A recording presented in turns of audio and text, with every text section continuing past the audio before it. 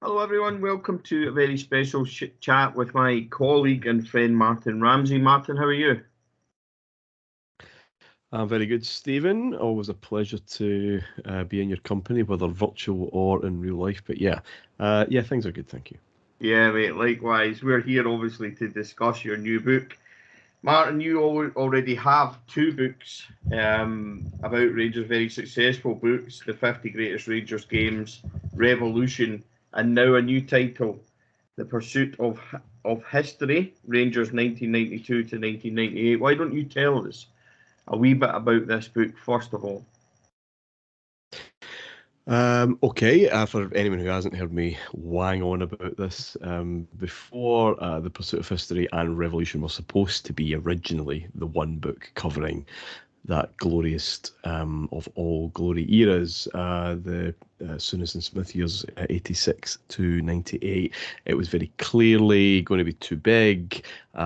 Pretty quickly, we made a decision, both myself and the publishers, that it might be best, if possible, to write two, but only if there were two distinct stories rather than just, well, we've reached halfway, we'll see you this time, in a few months or whatever for the second book. And I felt there was.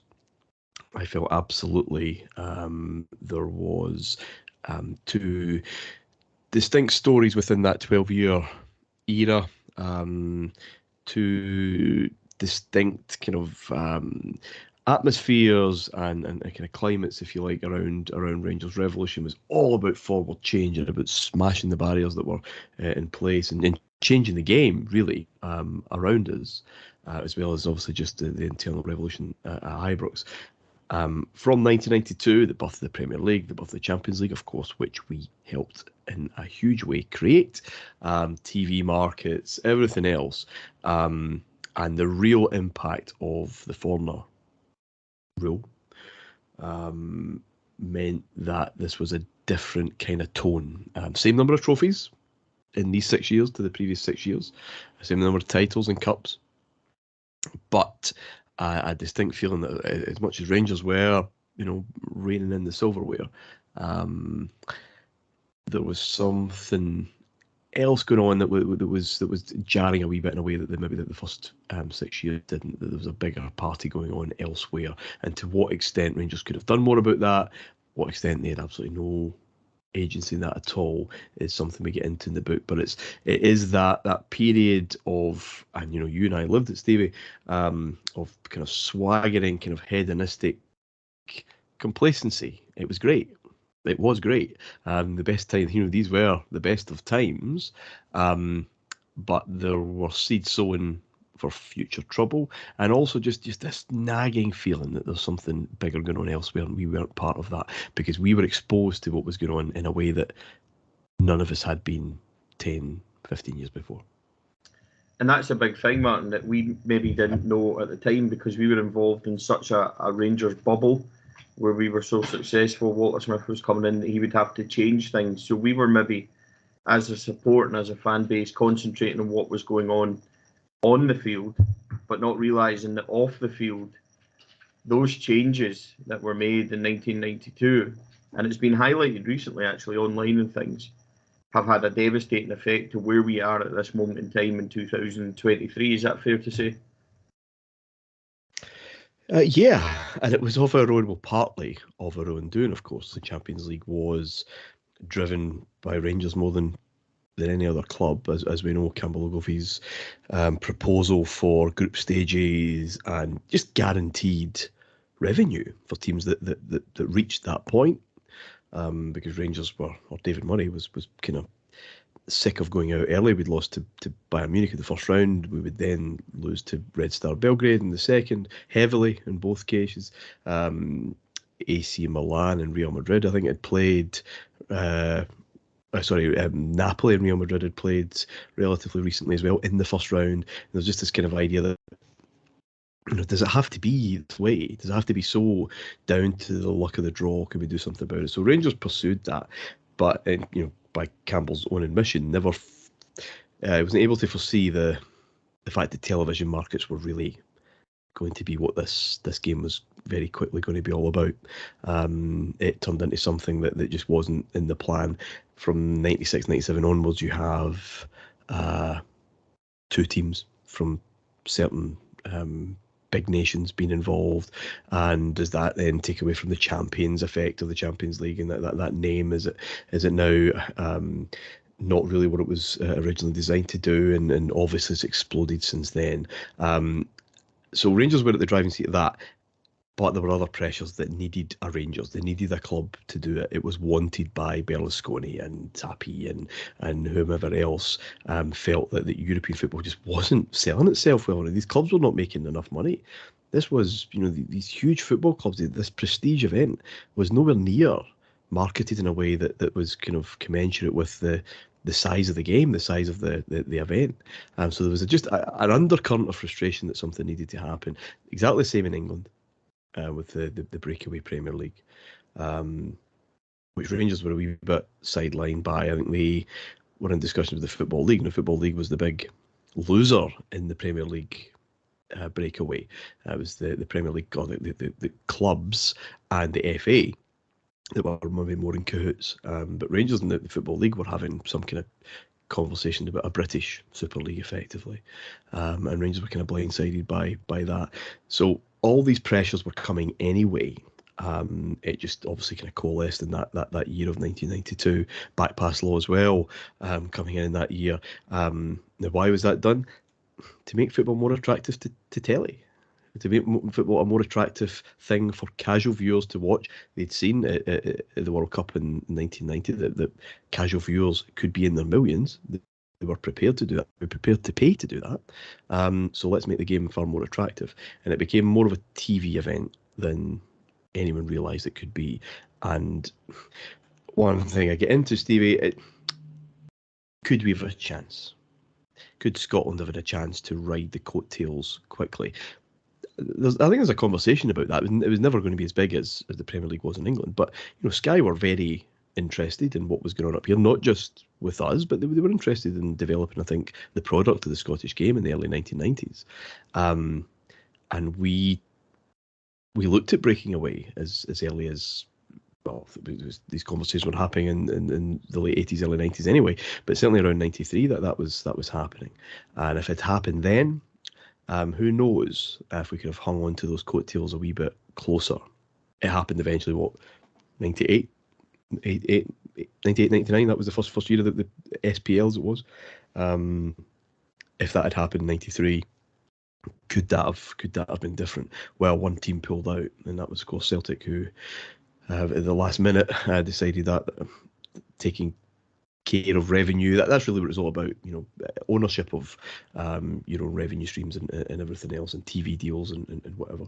But they needed Hampden very quickly for a year in order to build the stadium. So that was kiboshed, and possibly a chance gone. But that's really what I've enjoyed getting into the book. What Rangers were doing and the wide winds that were just buffeting us all around, because football really was changing in ways that no one really saw. On the pitch, Martyn, Rangers would go through one of the most successful periods of our lifetime, certainly, culminating in obviously 9 in a row. But during that pursuit, we had probably the most successful season in 92-93 of our own attempt at the Champions League, where we come so close, and then followed by years where basically we're just left behind in the coattails of everybody else, who Europe catches up very quickly, not only catches up but surpasses Rangers and leaves us miles behind everybody else. But so by the time that we do talk about 98, Rangers are a mere dot in the footprint. Is that fair to say? The stupidest club in Europe, France Football called us in 1997, in terms of what we would pay, wages, transfer fees, for the return that we got in European competition by that point. So I think that is fair to say. Listen, you and I lived through 92-93 every week. It just felt even more exciting. Where could this go? I was convinced. I was told by men who seemed to know what they were talking about, that we'd get to that final at least, and everything was just rolling in that direction. It was an incredible excitement. Never experienced anything remotely close to it since, not even the road to Seville and Manchester and whatever else. So absolutely, it was a very special time. But it was a bit blood, tear, and snotters, wasn't it? I mean, it was a team in which the supporters were very proud, but it was complete spirit. World-class talent at either end of the pitch, but spirit more than anything else. They absolutely never knew they were defeated. The eventual champions of Europe, with all the connotations around that particular success, couldn't beat Rangers from winning positions. But that takes its toll physically. Players started to break. McCoist, Gorham very quickly would be broken. And you needed more. You needed far more than just that kind of team spirit, which can only ever be limited. It can only ever be transient. And yes, football, its methods, its preparation, its conditioning, its professionalism, it's fair to say, left the club well behind, because we did things in a very different way. That team spirit that we talked about was still there throughout the period, but it was mostly working at home. It was mostly working against Celtic. Those big do or die clashes in 8 and 9 in a row, and 10 in a row actually. It wasn't Celtic games that tripped Rangers up in that particular season. The head to head is far better for us than them. But certainly the 2 seasons previously, when those head to heads were really, really important, that's what got us through.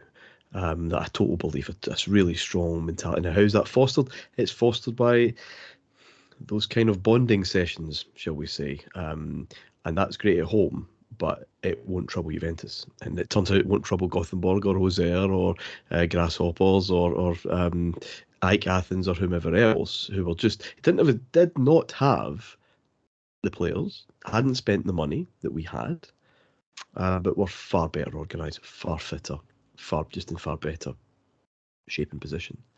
And that is, of course, the duality. As football as a game is moving towards greater levels of technique and preparation and professionalism, Rangers are looking inwards. What will beat Celtic? What will get us to this 9 and then 10? And this manager will, these players will, and that's why we use both and those methods and that kind of culture to the very, very end. And it just failed, didn't it, in that final push. The book's got so much in it, man, when you think about, and you've actually explained it, and you tell us things that we maybe never even thought of, because it's funny that during those times, we're so obsessed with 9 and 10 that we forget what's happening off the pitch and on the pitch. But the brilliance of 9 in a row, the brilliance of that European run in 92-93, the bigger picture Rangers have missed. But not to give away too much of the book, but to concentrate on, obviously, 9 in a row and the glories of doing that. How much did you enjoy reliving those parts of the league triumph? Oh, listen, it's never a waste of time talking about stuff like that, or certainly going into the detail around some of those games, some of the forgotten games, actually, some of the forgotten goals and moments, because there were so many. And the Old Firm games, especially as this thing came to 8, 9, 10, it's the Old Firm games that really captured attention, the imagination, and it still dominates the memory. And certainly Gascoigne and Laudrup and their performances in those particular fixtures, but some of the other games that, of course, make up the whole thing. Gascoigne and Laudrup scoring goals that you just forget because they weren't as famous as even better goals that they scored in those kind of key matches. So there's just so much. The 8 in a row season, actually, it could be a book in itself. It's probably the longest chapter in the book, and I could have easily done double that because there's so much going on. So much going on for us, again, so much going on for the state of play in England and in European football. But I think that's, in terms of technique, in terms of technical quality, other than a wobbly moment, probably October, November, with injuries. Surprise, surprise. But it's the only time that Walter suffers injuries really in that season. It's very consistent. It's very balanced. That is his best team, that 95-96 team. Just in terms of the way he's structured them, the system that he's put in place, that houses Gascoigne and lets him do what he does. An incredible debut season. There's not been a debut season like it, I don't think, certainly not for a midfielder. It gives Gough another 2 years that he did not look like having, given his performances from 93 to 95, because he's got a three-man defence. He's got cover in ways that we didn't have before, and was getting found out and exposed, and it just gave him this renaissance in his Rangers career, which was incredible to see. Gorham, who was on the transfer list not that long before, finally gets fit and plays the majority of games. So I think getting a wee bit of love for that particular team, because I think that gets kind of lost, right? It's 9 that gets all the glory, obviously. 10 that gets a wee bit of the frustration and what went wrong 97, 98. You forget just how consistently good that team was. And yes, there were some European disappointments. Getting cuffed by Juventus twice when you are missing your best players. It came in that spell where Rangers had loads of injuries. That's no shame. We drew 2-2 twice with Borussia Dortmund, who had gone to win the Champions League the season before. That's no disgrace. The disappointment with Steuer and losing a late freak goal away from home, right? That's part of the European story, sadly, for Rangers. And then that disappointing draw at home. Those were the kind of disappointments. But this is not in the humiliation of what came after, what came before, I think. So, yeah, that season in particular, and even from the December, talking about the Dortmund game where Gascoigne gets sent off for a second booking for dissent, really. And everyone is getting stuck in. This is not long after the Rowbottom incident and the kind of headbutt and John Ingalls and Jerry McNeat is filling his boots. Rangers need to get rid of him now. I told Walter Smith this in August. This was a dreadful move. It will cost Rangers the championship. And fans are starting to think, you know what? They might be right here. And from December to May, when he's the player of the year and scoring a hat-trick with the two of the greatest goals you've ever seen a Rangers player score, and then what the team goes on to do at Hampden a few weeks later against Hearts, the Laudrup final. But it's not just the Laudrup. Laudrup's sensational. Gordon just scores a hat-trick. He could have had 7. Gascoigne's brilliant from a deeper lying position. Watch that 90 minutes. I plead with anyone to watch that 90 minutes as a whole. Walter Smith finals are not fun. They're fun at the end because we usually win, but they're scrappy, tight, difficult games. That's a fun afternoon. And I know Scott Crabbe goes down the 3rd minute or whatever, and that's a blow to Hearts. And Jim Jeffries is forced to make a sub that he obviously wouldn't like to. But we are just... That's probably the peak. That's Smith's peak, actually, I think, aesthetically, in terms of what he was kind of able to do technically with the Rangers team. And this is a time where we're like, is Vialli going to come? Well, he might not, but there'll be another. And as fans, and this I think taps into a lot of the time, as fans at Hampden that day, we didn't appreciate, I don't think, what we were watching, because we just assumed they would be bigger than Laudrup and Gascoigne around the corner in terms of signings, because that's, it's one summer, then it's the next summer, what's 96 going to bring? And been linked to all these names that are going to be at the Euros and all of this. There will be more. And we're going to win 10 in a row. Who's going to stop us? We didn't realise, and you never do realise when you're at the peak. Never do. But I think that was probably it. So that was a particular joy, Stevie, to be honest, to throw a bit of love back on that particular season, that particular Rangers team.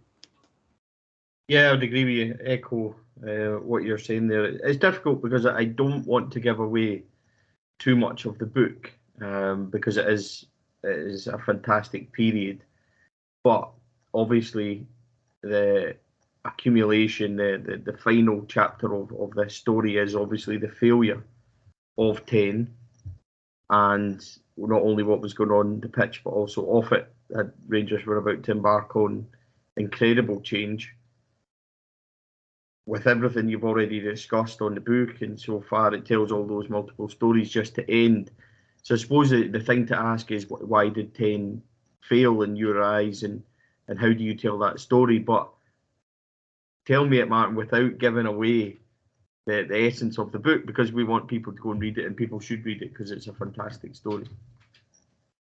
Oh, well, we don't win. Sorry for spoiling that. Listen, it's fine. I hope the book is full of far more detail than I could possibly kind of convey in a discussion here. What went wrong 97, 98? It's funny, even at the time, excuses were made. No excuses. So many. I think I describe it as a house with 100 sliding doors, and it kind of felt like that season. If Amoruso's operation isn't botched, if he's just dealt with properly, is it conceivable that if he comes back, I don't know, in the September or whatever, that Rangers concede the kind of ridiculous goals that we ship all season long? Of course it's not. If Diana, Princess of Wales, doesn't die in that car accident on that Saturday night, the Old Firm game on the Monday at Parkhead gets played at a time where Celtic they are not going to get anything from that game, just given the form that the two teams were in at that particular moment in time. That gets played in the November. Again, Rangers should win that, 1-0 up, down to 10 men, of course. The Gascoigne red card, it was in the post. It was a soft one, but it's in the post for that particular night. Does his spiral in his life take place at that time? Well, possibly not, but it would come at some point. It was probably always on the cards at some point. Alan Stubbs, if he is rightly given a second for taking Marco Negri at waist height on the halfway line, is he able then a few minutes later to go and pop up and score that equaliser, which gives Celtic a lifeline? That, again, if they lost that night, is it really conceivable to get back in? Possibly not. The squash injury, if that happens, loads, and there's loads more. And yet, even if all those things didn't happen, there's still a sense that something would go wrong, because it wasn't right from the start. Smith had just taken these boys, his boys, as far as I think their bodies were really going to allow. In any normal club, in any normal situation where you're not chasing this immortality, a ruthless manager says to a few of them, even the season, 2 seasons before, thanks for your time, you've been a great servant to this football club, but we need someone who's a bit more reliable, who's fitter, who's better, in fact. And we can't. Smith holds on to these guys that he trusts, and then tries to bring in this huge influx, and it just doesn't happen. People always say, Smith's departure is the key. Well, it wasn't the key in 2011. We knew for ages it was going to be Smith's real finale, 2011, and yet that squad pushed on and won that title in style, and a cup, because that squad, we didn't know it was round the corner right enough, but that squad still had players in their mid-20s that still saw a future at Rangers, and as much as they'd miss Walter Smith, they weren't going. Everyone was leaving at the end of this season. Smith, Knox, McCoist, Gascoigne was away, Laudrup was away, Gough definitely would be away, McCall, Gorham. How many medals have you got between this group of players? What kind of collective cultural memory have you got with that group of players? They were all off Durant. The sense of an ending was pretty much always there. And see, when you need that extra bit, see when you need to go to Pittodrie after you've just beaten Celtic back to back and just get the job done as they have before, you need energy, you need fire, you need something. Kilmarnock at home, it wasn't. There was just nothing. There was just nothing left. And again, because it was a club, I think, I start the book really with something I saw written in Follow at the end of 92, 91, 92, just the end of that season, when I fancied, Sparta Prague. That was really disappointing. Europe, I feel Europe isn't going to happen really for us, but at least we'll will still win the league all the time. Roll on 10 in a row. That's the first mention I can see of it anywhere. The following year, after 92-93, and the way that Rangers won that, you start to see it in the papers. Look, could this happen? Rangers were locked then into history. Rangers were locked on this path. They need to match and beat this record. And therefore, decisions about, is the club being run properly? Are the players being worked properly? Is discipline what it should be? All these kind of things. Does this player need moved on? Those decisions can't take place because this thing is hanging over everybody, and you just hold on to players that have done you well before. And I think that's why I called it the pursuit of history. Rangers are trying to pursue history, of course, but it's also a double meaning. They're actually going back the way. They're going back into the past, settling these old scores at a time where football doesn't care. Football's changing the rules. Football is being more and more modern, more and more professional, and that duality right to the very end. Who scores the first goal under Graham Souness's competitive regime in 86-87? It's McCoist. And who scores the last at Parkhead in that Scottish Cup final? It's McCoist.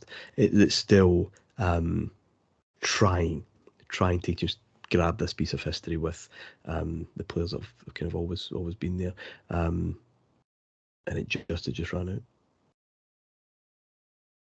It is a fascinating story, Mark, not only because I lived through it, but just because of, as you said, the duality of what we're going for and what's happening off the pitch makes it a fantastic read, because as we didn't know at the time, that period is so defining to where we are at this very moment in time.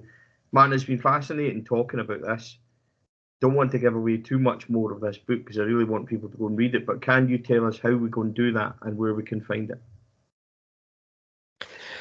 Certainly. If you wish one signed, then you can get it in the heartandhand.co.uk site on the shop.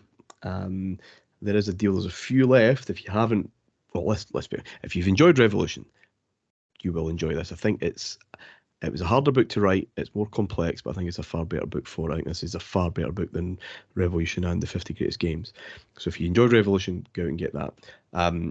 If you enjoyed Revolution and you think these two would be a good present, well, we've got a wee deal on at the moment, cheaper than Amazon to get both. If you think that might be a good present for any Rangers fan in your life, I know it's getting quite close to Christmas now, so we might be up against it, but if you're quick, you can still grab those two in that deal. But yeah, it's there. It's all, of course, it's in Amazon as well. And if you don't have the time to read, and reading's not your thing, but you love podcasts and audiobooks, Revolution is now available on audible.com, and The Pursuit of History will probably, time and baby and everything allowing, to get me to record it in the new year, but eventually if Revolution sells well on Audible, then The Pursuit of History will be there too, if you prefer to absorb your books and your reading that way.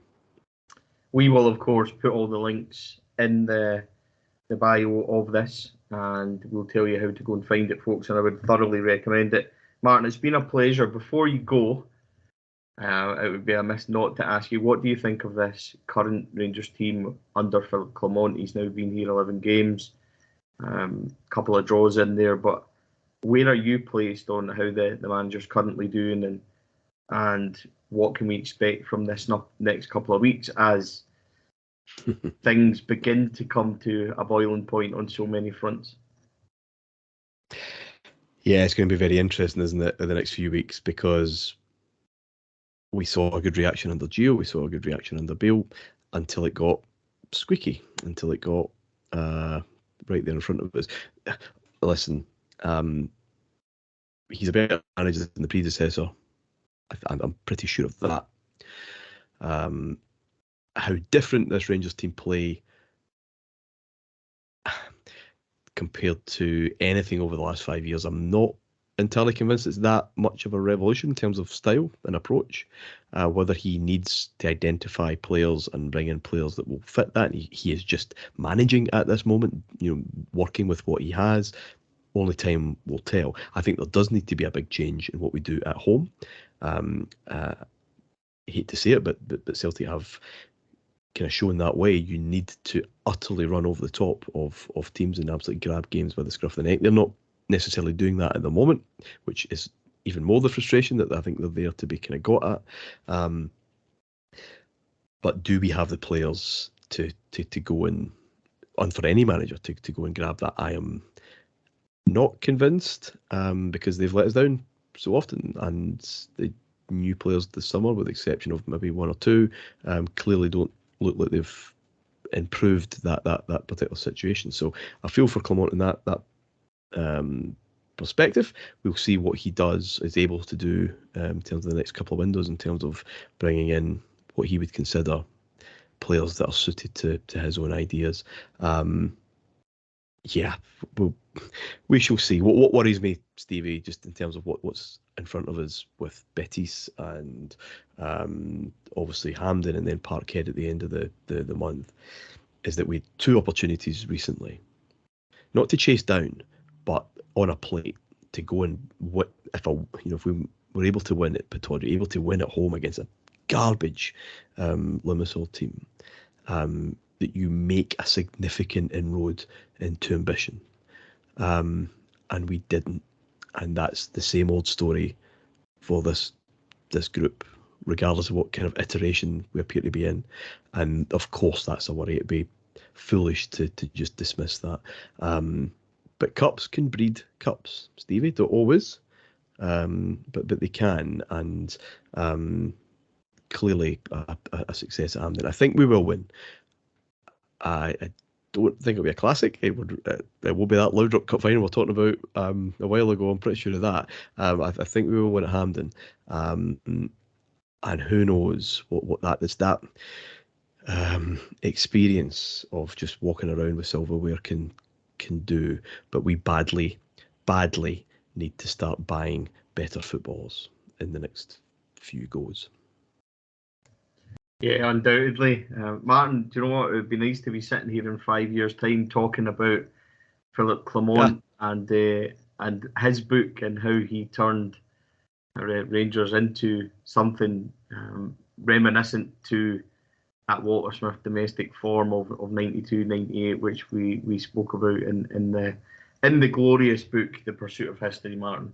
A fantastic way to end this chat. I really appreciate you joining us. Good luck with the next few weeks with Mrs. Ramsay imminent arrival of the young baby and everything that's going on with you, and obviously have a very good festive period. Martyn, thanks for joining us. I really appreciate it.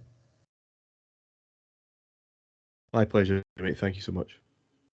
And just to finally say, folks, we'll put this in the bio. Go and check out The Pursuit of History, Martyn's story about Rangers from 92 to 98. It is well worth watching and well worth listening, rather.